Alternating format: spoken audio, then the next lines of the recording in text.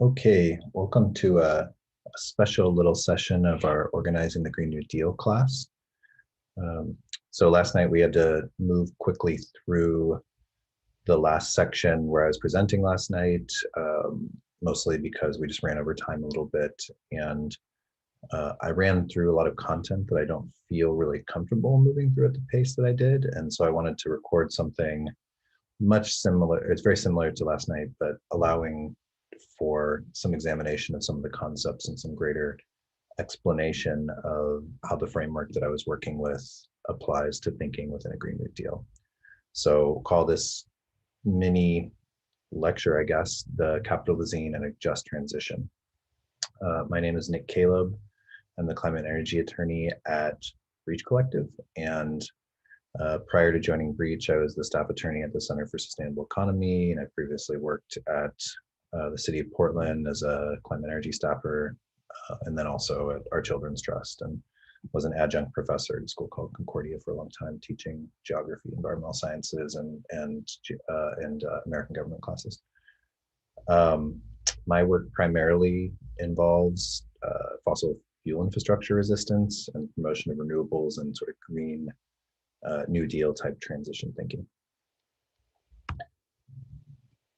So I've been reading a lot of work from this guy called Jason Moore, who's a professor at Binghamton University. He is, I think his day job is sociologist, but he's a world ecologist, and it's an area of study that's sort of like world systems theory and Marxism put together, I guess, if you study or think of either of those things. And we were hoping to have him as a speaker at the class, but he wasn't able to make it for scheduling reasons. So, but I think his framework is really interesting for thinking about ecology in general, but definitely about the system that we live under and how things to think about as we imagine a different system, so as to not replicate the same problems with our current system, which we'll call capitalism for the purposes of this discussion. And importantly, Moore's work, and I think I agree with this, that capitalism is not just an economic system, it's a social, economic, and environmental system. It's a whole world system, essentially.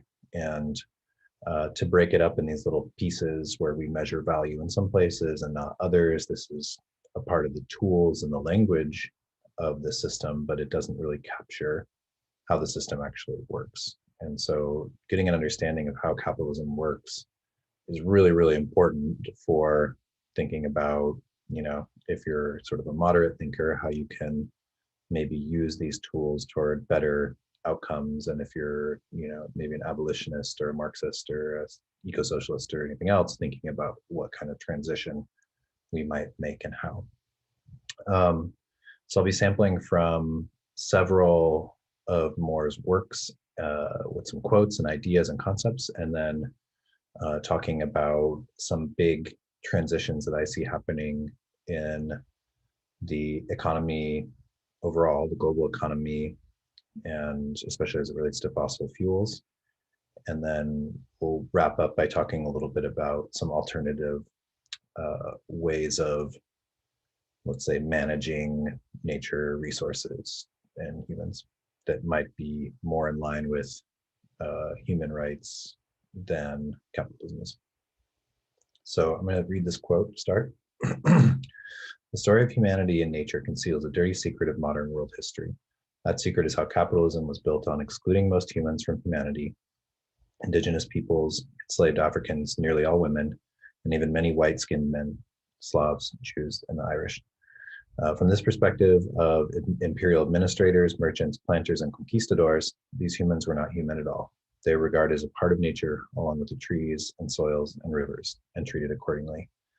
The symbolic, material, and bodily violence of this audacious separation, humanity and nature, performed a special kind of work for the modern world.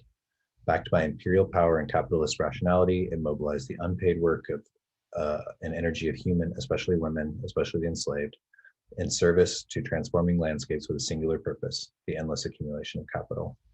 So one of Moore's theses, which I am persuaded by, is that we live in a fully capitalist world system here in 2021 where I'm talking, but the system of what we would call capitalism was in place far before the Industrial Revolution, and began with the techniques of colonialism starting out of the Iberian Peninsula in the 15th century, and kind of like built on itself with additional tools and technologies up until modern day. But some of those tools were already there.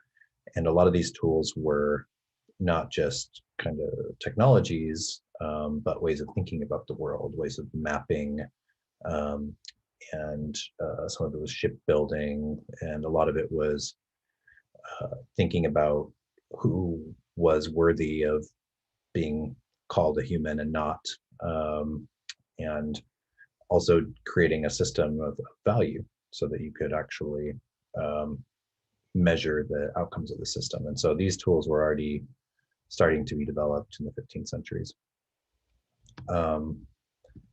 And why this is important, in class number 1, Femi Taiwo kind of quipped that for him, he's always going back to 1492, and people are giving him grief about that. But I think it's an important starting point for thinking about global capitalism and kind of what that history has wrought. I think it's important for thinking about climate change. I think it's important for thinking about what we might want as a future society that doesn't rely on abusing different sorts of humans and non-human nature. It's also important because there are stories now about how we got to where we are in this stage of climate catastrophe and climate emergency. And some of those stories distribute the responsibilities for this harm really broadly across society.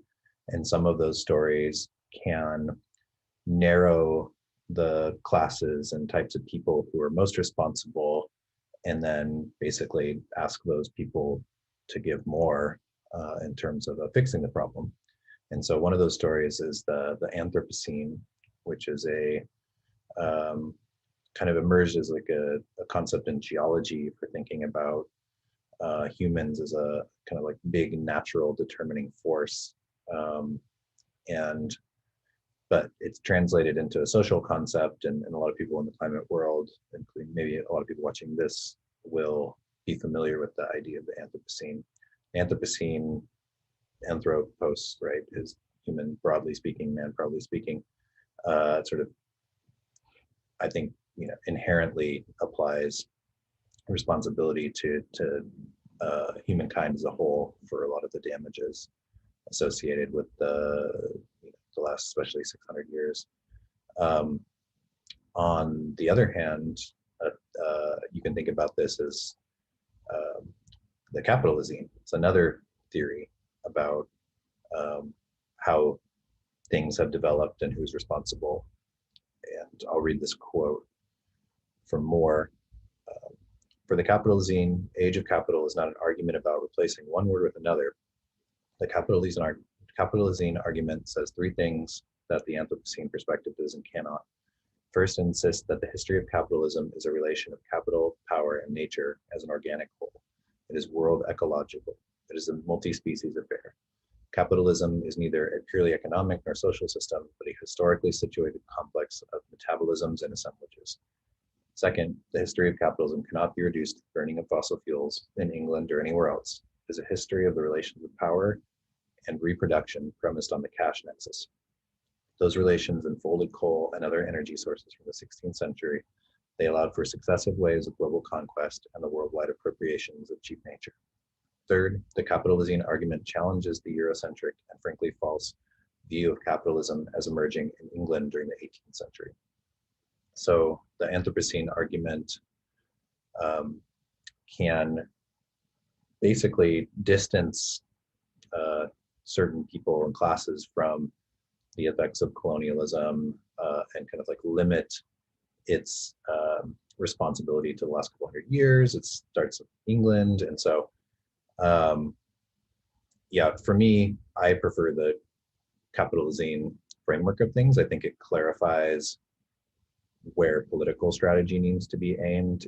It politicizes the issue in a way that concept like the Anthropocene just doesn't. Anthropocene sort of like creates a big abstraction, whereas Capitalocene sort of like starts, for me, gets me asking about the producers, who owns the means of production, who are people who are doing labor, who are the people, and where is the nature that's currently being undervalued, in the language of Moore, who are the people that are being exploited, where is the non-human nature that's being appropriated. And then we can begin to, once we sort of crystallize that, then we can begin to ask questions about how we might do things differently. So for me, Capitalocene is not only just a way of conceiving, but it's a way of conceiving that is useful. It creates understanding that then I can turn and think strategically about. So I prefer it for that reason. And ideas I prefer for that reason. I don't like abstractions that stop me from thinking about action. So to give a little bit of a way how this is applied, or why I think this is kind of true, or maybe like a stat that supports the Capitalocene thesis. Here's an article from The Guardian that was published in 2017. This is just 100 companies are responsible for 71% of global emissions, the study says. And so, the emitters have names and addresses, they have supply chains, they have investors, rather than kind of all of us being sort of a part of this and all responsible because we consume things that are made by fossil fuels or whatever. It actually gets us closer to thinking about the systems of power and domination that underlie the system that we live under. And of course, the fossil fuel regime that we currently live under didn't arise out of nowhere. There's specific moments in time where identifiable actors are making choices, where different industries are making choices. There are moves to take places that have cheap oil by people that have the guns and might to do so. There are regimes of industrialization. There are stories about why that makes sense and certain people who have them. As I was preparing for this lecture, I was reading around the end of World War II and the kind of rise of the post-World War II economy, where the United States emerged as a relatively unscathed industrial power with a lot of other countries, including the British Empire, which was the sort of like dominant, prior dominant force of global capital before the Americans were collapsed. The competitors in the German Empire were dead, and their leaders being put on trial for crimes against humanity. And the United States emerged as kind of like the sole superpower, in the USSR as well as there. But there are moments where, like, Franklin Delano Roosevelt is meeting with the King of Saudi Arabia on a cruiser, in the Arabian Peninsula, and they're talking about how the United States and Saudi Arabia are going to enter into a geopolitical arrangement to ensure the success of the Saudi monarchy and the flow of cheap oil into the United States. Like, these things have dates and moments in time, geopolitical decisions, strategies. For a more modern example, we could think about the wars in Iraq, both the first one under George Bush Sr. and then the second one as George W. Bush's moments where the United States sort of exercised that power and control over oil resources in a very overt way, but many other ways in which the American empire has been used in order to, and the American military or intelligence apparatuses have been used in order to secure resources. So it's not just an accident, right? Like, there are people that benefit, their strategies as well. And so it's not just like Joe Schmo American who drives a Humvee or whatever is not as responsible for climate change as the Dulles brothers or FDR or oil companies like the Rockefellers, et cetera, et cetera. And this is something that I think is really important to understand the functions of capitalism for making choices about a politics that we might want to choose to either augment or replace it. The modern form of capitalism since the 1970s is in literature, political science called neoliberalism. This form of capitalism that we currently live under is one where economy is largely financialized. The power of states and international institutions is massively reduced, or at least some international institutions like the United Nations, other international institutions like the International Monetary Fund, the World Bank, the World Trade Organization, et cetera, were created specifically to expand the power of finance capital, remove barriers to trade, which allows capital to circulate more freely and accumulate into smaller and smaller hands more readily, allowed capital to, build factories and seek resources in countries with lower labor protections and human rights protections and environmental standards, et cetera, because those were the places where a bigger buck could be made. It also coincided with revolution in communications technologies that allowed a company or a small group of people to be able to manage supply chains and integrate them across a really broad area of the world in ways in real time, in ways that weren't available prior. So for example, you go to the store and you buy a carton of milk or something at Walmart, and the scanner that you're that goes beep, when you're going through the scan out, is already communicating to the supply chain in an automated way about what needs to be made where, right? So these things are like highly integrated now in 2021, technologically integrated, but they're technologies that allow for a specific form of financial capitalism to emerge. I think also when we talk about inequality and justice, injustice, so to think about how these same institutions have been really instrumental in taking resources essentially through forced loan programs. There are some books, that I read in the 2000s that helped me to start understanding this, like Naomi Klein's The Shock Doctrine and Confessions of an Economic Hitman, talking about how, usually American-run international institutions or American responsive or Western capital responsive institutions entered into these kind of financial arrangements with developing countries around infrastructure investments, lending way too much than could be returned on a successful infrastructure project, and then using that debt then as a way to get access to natural resources for multinational corporations, usually headquartered in the United States or Europe, to then dominate and then get that sort of non-human nature for cheap or free to maximize profits. So this is it's a system, it's an old system. The tools and techniques may have changed, but the sort of rudiments of this are really similar.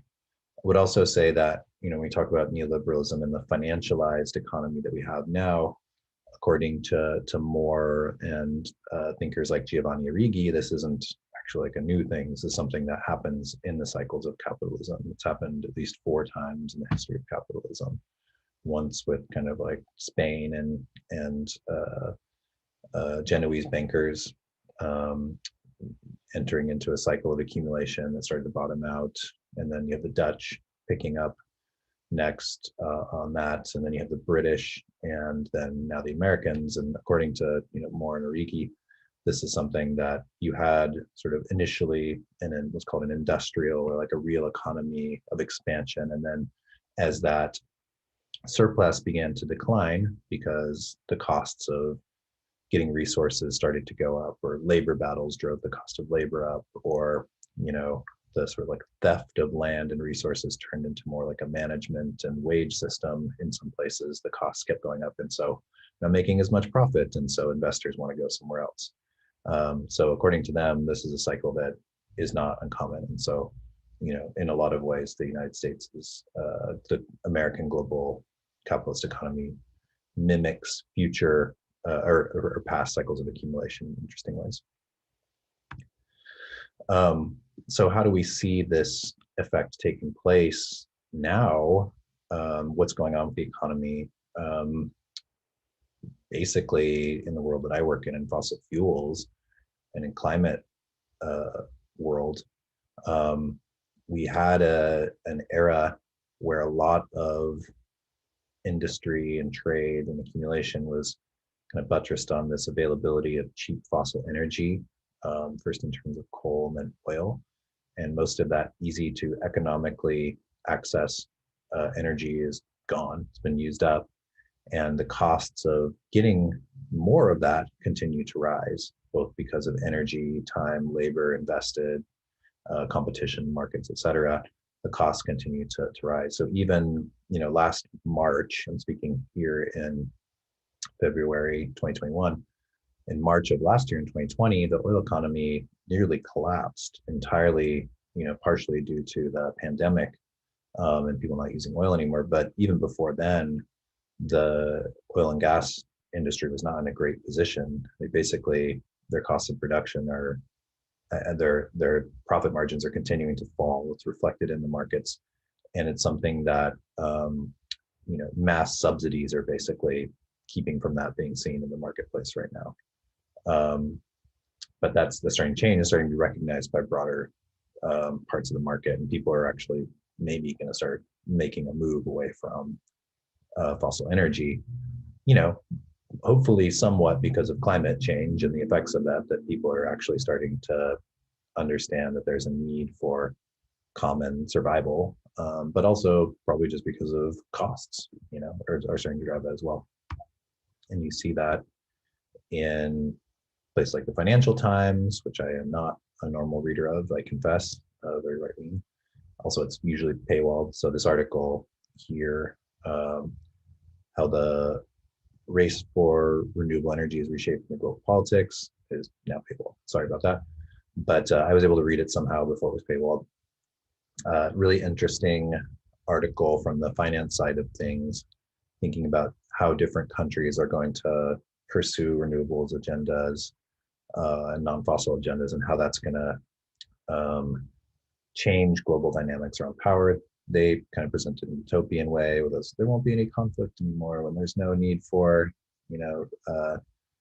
fights over fossil energy. And I'm kind of suspicious of that Pollyanna attitude, especially as fresh water declines. So there's probably plenty of things for people to fight about.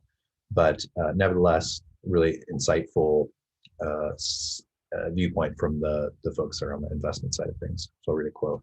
But as the energy system changes, so will energy politics. For most of the past century, geopolitical power was intimately connected to fossil fuels. The fear of an oil embargo or gas shortage was enough to forge alliances or start wars, and access to oil deposits conferred great wealth. In the world of clean energy, a new set of winners and losers will emerge. Some see it as a clean energy space race. Countries or regions that master clean technology, export green energy, or import less fossil fuels stand to gain from the new system, while those that rely on exporting fossil fuels, such as the Middle East or Russia, could see their power decline. Here's a similar article that came out in Quartz just a few days ago that suggested that as economies start to retool and promote renewables or climate-friendly industries, that petrostates are going to take a huge hit, which makes a lot of sense. Nobody's buying the fossil fuels anymore, then money is not coming in the door. And they mapped out different countries that were likely to feel this the most and kind of put them on a vulnerability scale. And so you can take a closer look at this article. I thought it was interesting. I'm not going to analyze it, but just point it out as a place to look for how people are thinking about how the economy might retool. You've got Europe that's envisioning a green European deal, a European Green Deal, and is now starting to put money into that. So a big carbon drawdown, at least $1 trillion invested, probably will take more. For folks that follow this closely, they will point out that the deal isn't as green as it was originally advanced. There was a lot of negotiating to make sure that gas got some subsidies as well, which is a big fight that we have in the Pacific Northwest and throughout the US as well. But nevertheless, it still signals a big shift in market dynamics. Europe, I think, buys 20% of the world's fossil fuels right now. And if they make a big transition off of that, of course, that's going to have massive effects on global fossil economy. Similarly, in the United States, you've got, I mean, and more significantly, I would say, than in Europe, you've got the new Biden administration, at least now, making a lot of overtures to the idea that um, we're going to be pushing to retool the economy away from fossil energy in a really rapid way. I don't think we've seen the full expression of what this policy agenda is going to look like. And also that we live in the US, so like who knows what kind of stumbling blocks this will run into when anything has to go before Congress. But at least right now, Biden administration is signaling that they want to end fossil subsidies, which, you know, depending on what you count as a fossil subsidy, could be in the many hundreds of billions of dollars. It's very significant, especially in an era where a lot of people that work within renewables and green building industries will say that if you eliminate subsidies, you know, renewables can compete at costs with a lot of fossil energy right now. And so like a purely sort of market competition between those energy sources favors renewables right now. That's the idea. And you know, Grist wrote this article about some of the complications around making these promises and stuff. So let's be realistic about there is a politics at play there, and there's no such thing as a free market that doesn't have kind of government setting the rules, enforcing contracts, and all the rest. So, but still, big deal that, you know, the United States, the kind of guarantor of world fossil capital, is starting to move away from that. Is a big signal to the rest of the world. U.S. is still, I think, the #1 oil and gas producer in the world. So big deal. So kind of returning to more for a second here, and trying to contextualize this, and pivoting back to capitalism as like a broad idea and system. You know, in order for capitalist economy to function, it needs to basically accumulate endlessly, and the returns have to grow consistently for investors to be happy. And according to Moore, I think this is maybe Moore's biggest insight into this world.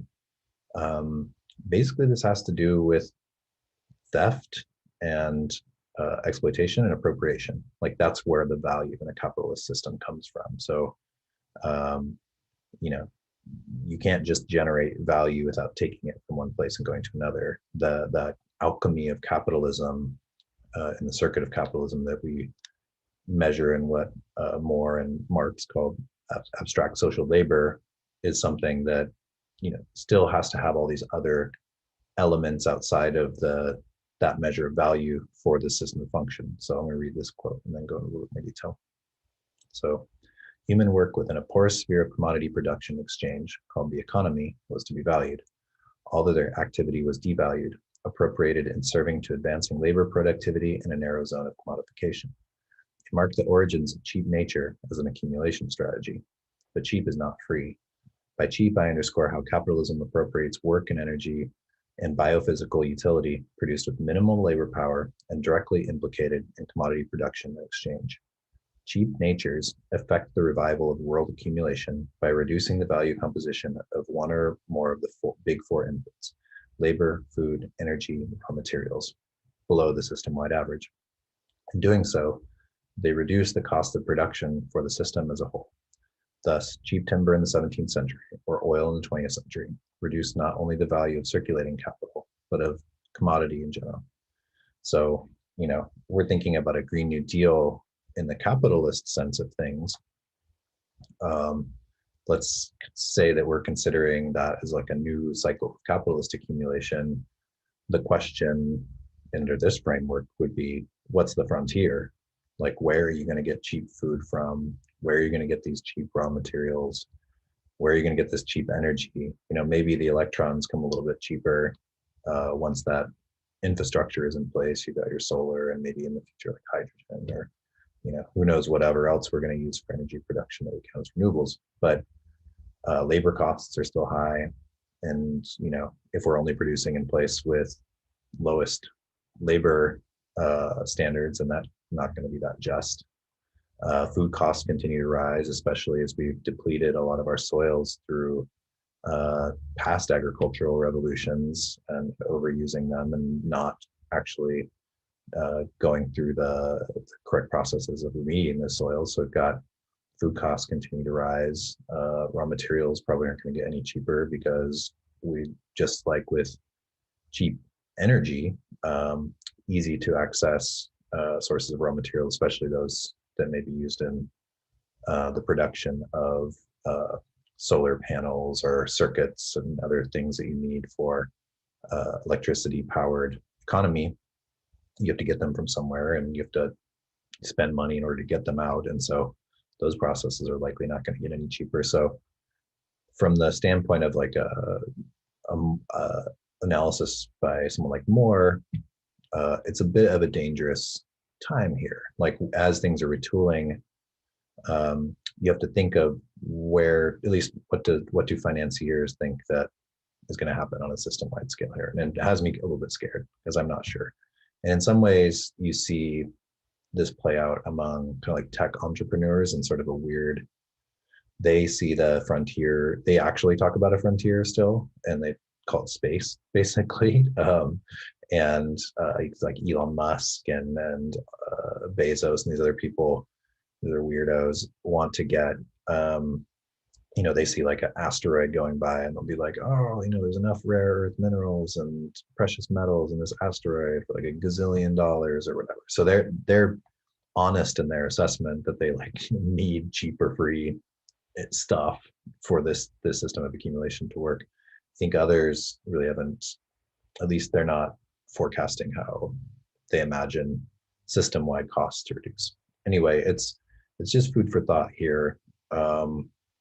In the ways in which for capitalist accumulation to work, you basically have to find cheap or free nature. And there's still, even in a globalized capitalist world, not everything is formally within the circuit of capital. And you've got a lot of slave and near slave labor. You've got a lot of enclosures of natural resources. You've got a lot of created ways of dispossessing people that's kind of not on the books formally. So a lot of people that you don't account for, that you're still making value off of. And the number one example of that probably is with women's labor, reproductive labor, and how capitalism since 500 years has pretty much refused to value labor that happens within the household, which is important for reproducing a family and society. It's just sort of not compensated, right? It's just not considered to be valuable because it's a certain way. There's still work happening.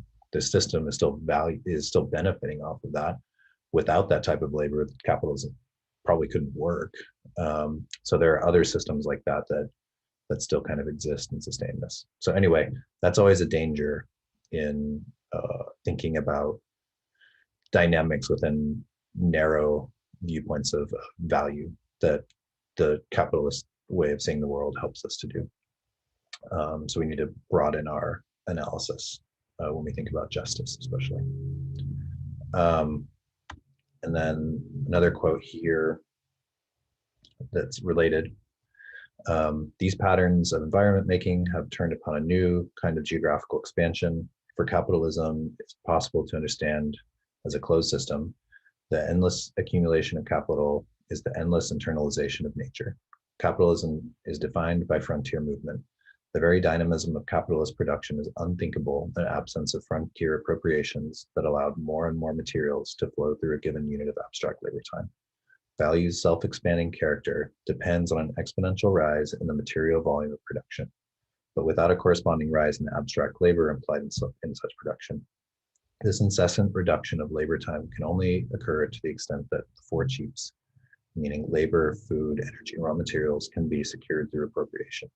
This requires the continual enlargement of the geographical arenas for such appropriations. So without getting things for cheap or free, there's really no way to sustain this moving forward.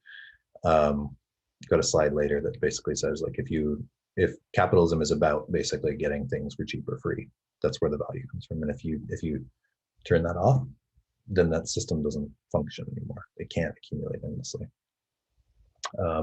So yeah, I would recommend to folks who are really interested in this, reading some of Moore's work. Capitalism and the Web of Life is phenomenal, in my opinion. Published in 2015. It is I'll show you a picture of what it looks like.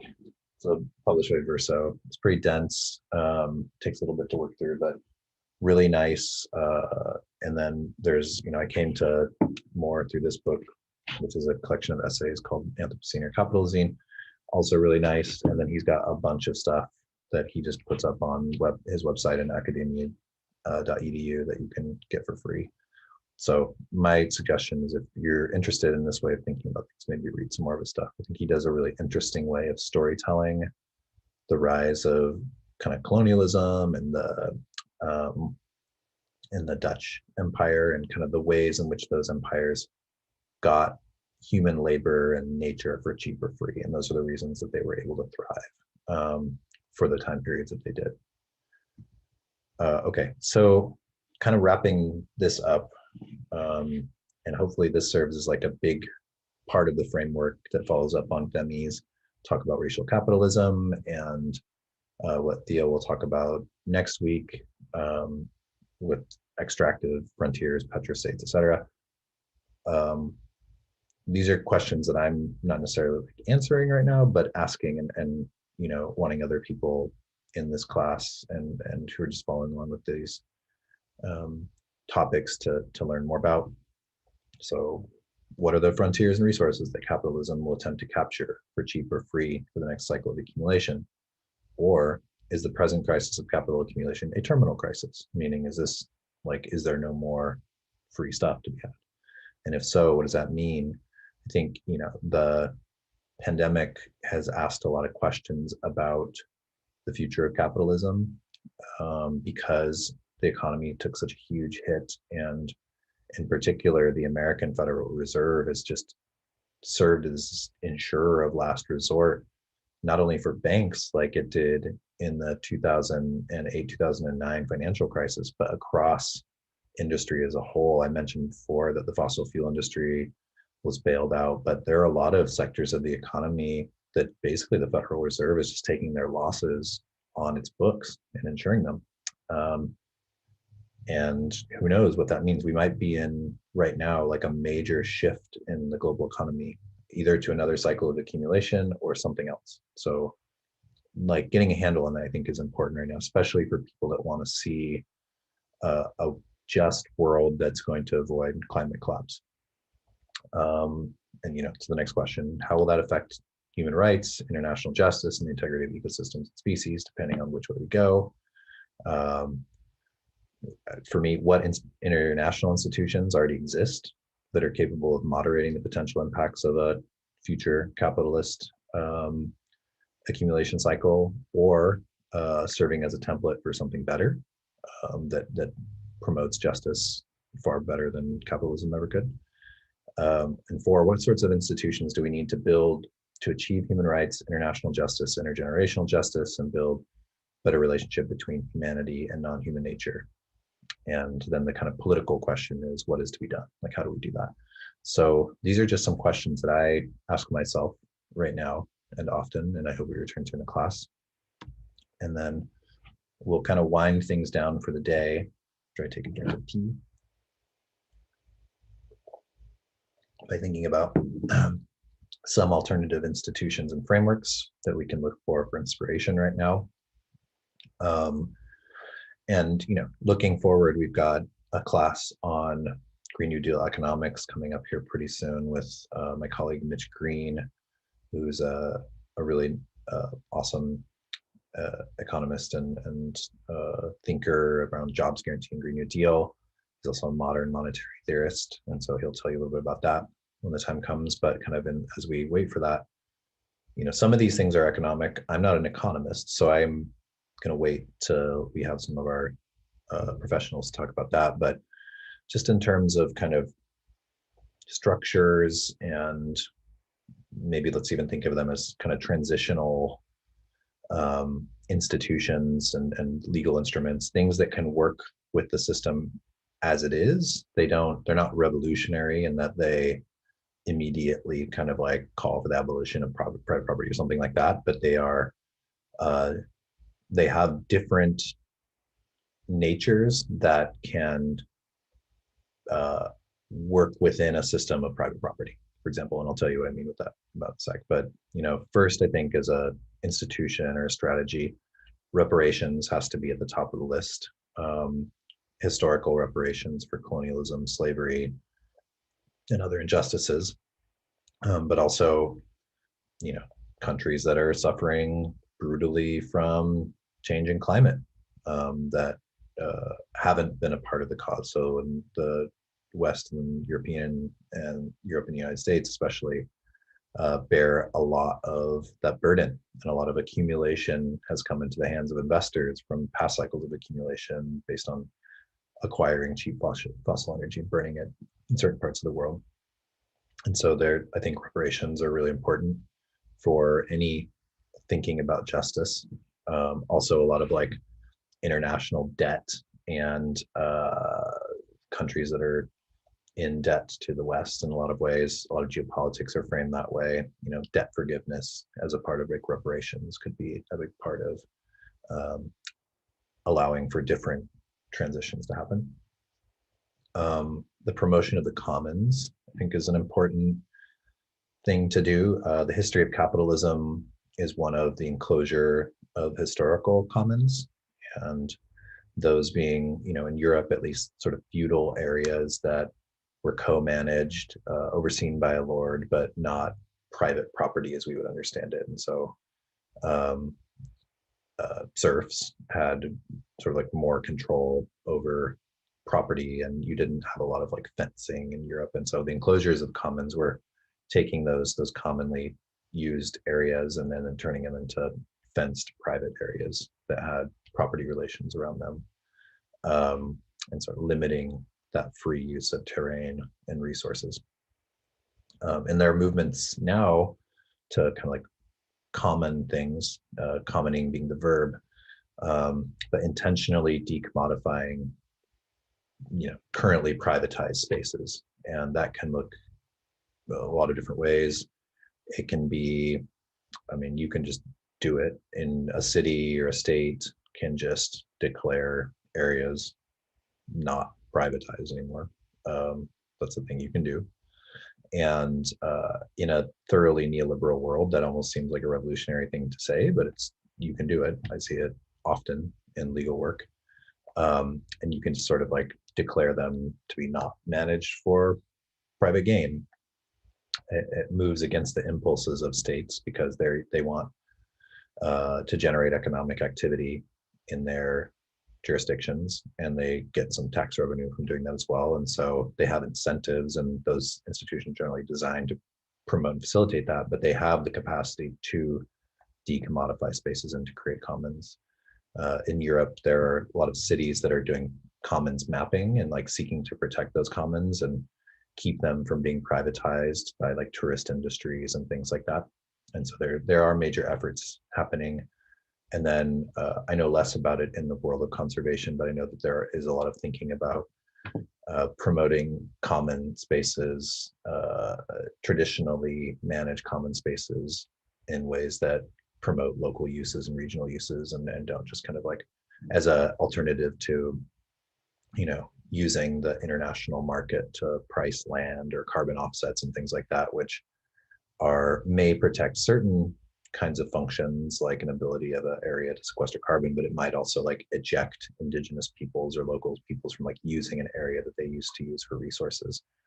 Marx wrote about how in Germany, forest spaces were being enclosed and peasants were being punished for taking wood, right? Like this is an old story in history of capitalism, is kind of like taking spaces and holding them and kicking off poor people basically from using those resources.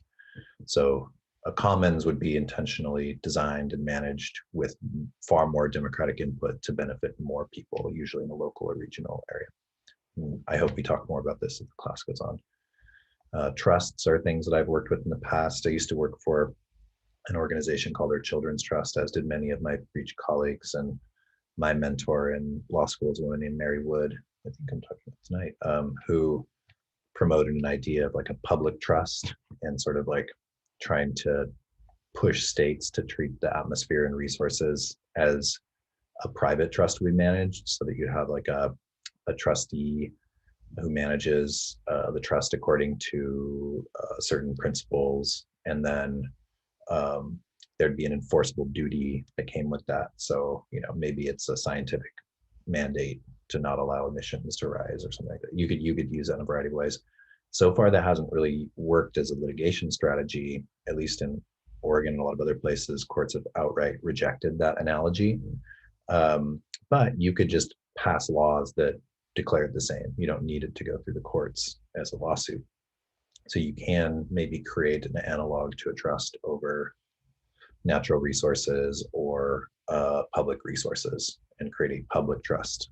There are also private trusts, like for housing and for land, that are already used widely. And so I live in Oregon, and I can look up.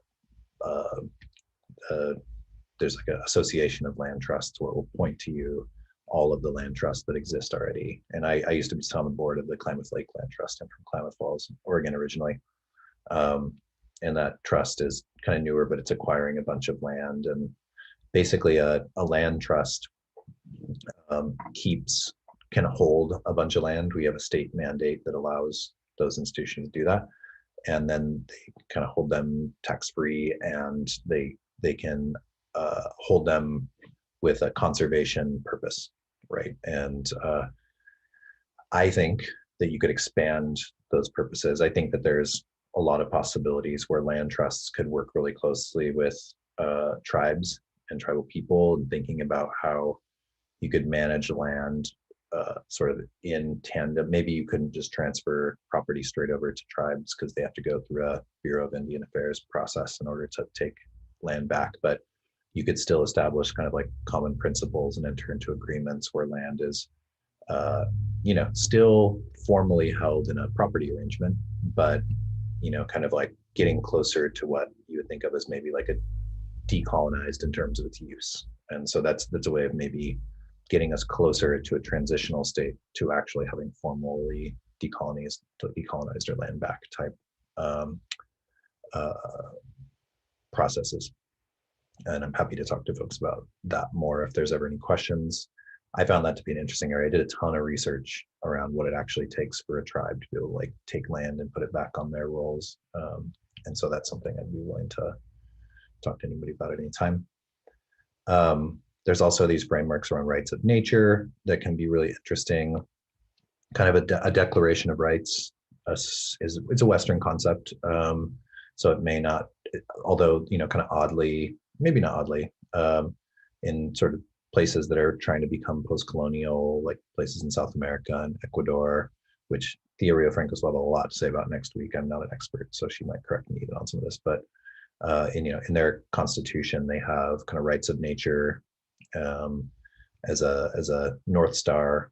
And there have been some cases in different parts of the world where people or institutions have tried to assign rights to like a river basin and then litigate those. This is a way of thinking that can also work with existing law.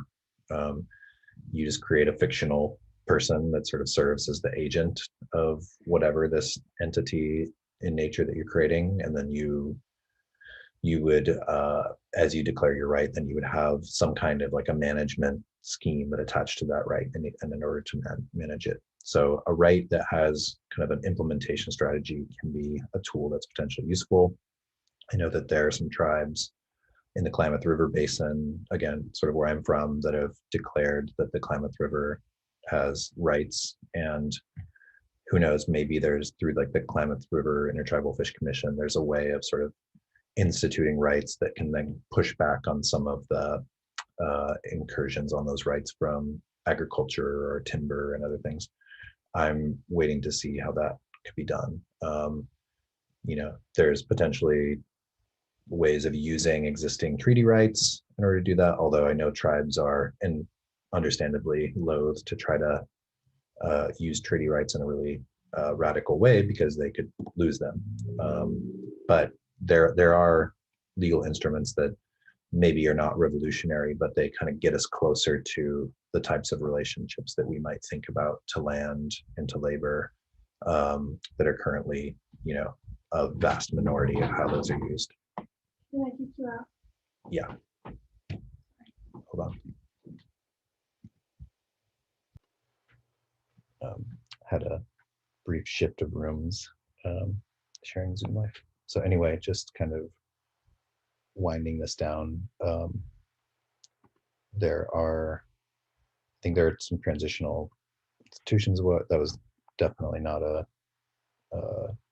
you know, a total list. And I think as we bring in really smart economic thinkers, there'll be different ways of thinking about like financing and funding and alternative institutions of finance, public banking, et cetera, et cetera, et cetera, that answer some of the questions about how we mobilize the resources to be able to do some of the productive style building of new energy systems and things like that, but that don't just rely on private capital, may actually like retain that infrastructure for the public, broadly speaking, moving forward.